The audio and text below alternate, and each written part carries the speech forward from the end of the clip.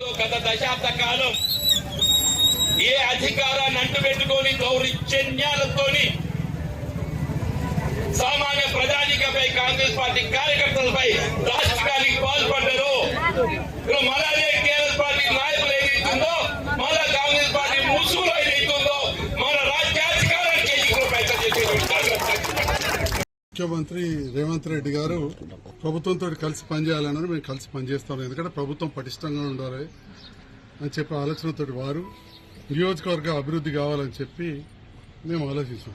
నేను ఈరోజు జీవన్రెడ్డి గారిని సూటి ఒకటే ప్రశ్నిస్తా ఉన్నాను.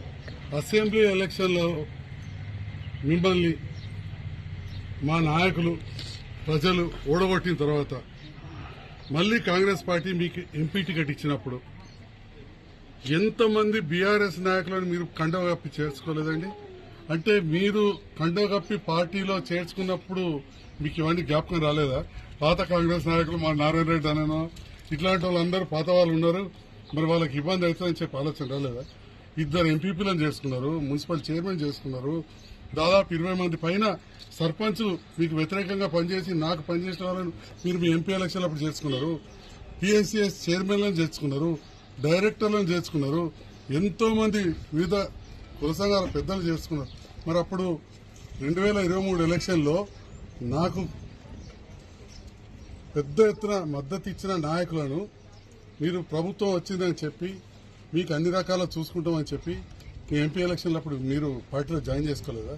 అంటే మీరు చేసుకుంటే మీరు పార్టీలో జాయిన్ చేసుకుంటే ఒకటి, లేదా కొందరికి మరి ఇంకా మేము సభ్యత్వం తీసుకోలేదు కానీ ప్రభుత్వంతో మమ్మల్ని కలిసి పనిచేస్తే తప్పు అయిపోతుందా?